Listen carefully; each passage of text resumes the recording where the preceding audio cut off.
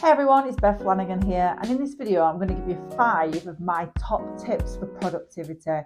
Now I know out there are millions of different products out there that show you that they'll save you time here, they'll save you time there, and before you know it you're getting very overwhelmed because there's just too many that you can download and have on your phone, have on your iPad, have on your desktop, and it gets very overwhelming and not knowing which is the best for you. So these are the top 5 tips that I use to stay productive 99% of my day. So tip number 1 is to get yourself out of the way, as in make yourself not available to people. Now I know this might sound controversial, but if you want to be productive in your business, you're going to have to do this. Whether you put your phone on airplane mode, whether you put your phone totally out of the way into another room, but you've got to do this because the distractions, it is exactly that. They will distract you. You could keep your phone on you if you absolutely need to, but you can turn off notifications. So you need to make yourself not available to people in the time that you need to absolutely be productive. And you've just got to stop letting people steal your time. It's your time. So you deal with your time how you need to deal with your time. I think one mistake as well is that many business owners make is actually giving their private personal mobile number out to clients. That's just an absolute no. You should never do this. That means you're always going to be accessible to your clients, which means they'll call you 24 hours a day. Believe me, I did this when I started my business many years ago, and that's what they do. They'll call you at 7 o'clock at night. It won't be an emergency, but it's your time. So this is a sideline. Don't give out your personal mobile number. My second tip is get yourself a little timer. Now you can use a little alarm clock, you can get one from Amazon, or you can actually use one online, which is what I do myself, and it's called Pomodoro, so the Pomodoro technique, and I believe Pomodoro is Spanish for tomato. So what I do is I go on YouTube, and if you put in study sessions in there, and it can give you 30 minutes, an hour, 4 hours, and even 8 hours sometimes. And it's just sort of quiet music in the background. And in many circumstances, you can see on these videos that I watch, I don't watch them obviously, they're just in the background. They're actually somebody working at a desk. So it's quite productive that person's working. So it makes you work as well. But what is good, the Pomodoro technique is, it allows you to concentrate for a certain length of time. So some of them will, there'll be a timer. So a timer will ping, so you know to start work. It'll give you a 3-second countdown as well on the YouTube ones that I use. Then you will work for typically 20 to 30 minutes.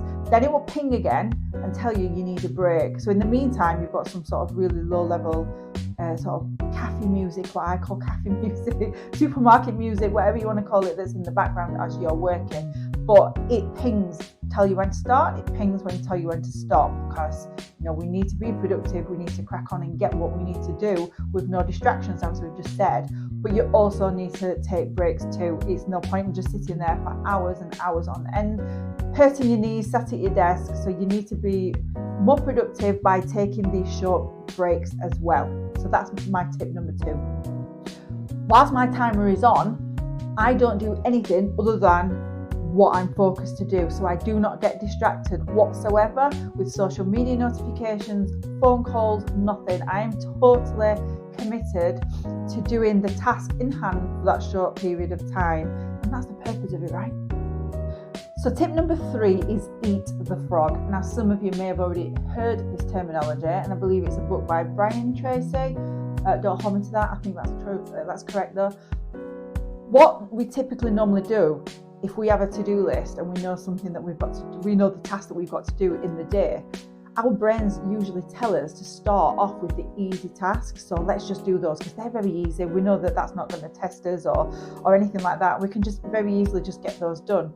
Now we need to flip that on its head, and we need to make sure that we get the ones that's most time consuming, the ones that we don't necessarily want to do, but we know we have to do them. Get those done first. It makes you feel so much better when those are done first before the little easy win tasks of the day. Usually what happens is if you have got quite a lot of work to do and you do the easy ones first, I can guarantee that you'll get to the end of the day, and the ones that you're procrastinating on, you won't get to do it. And then you'll think, oh, it doesn't matter because I finished the day and I've not got enough time now. But you know deep down inside that you needed to do that task. So flip it on its head, eat that frog, and do the worst task that you think is the worst task. Do that first.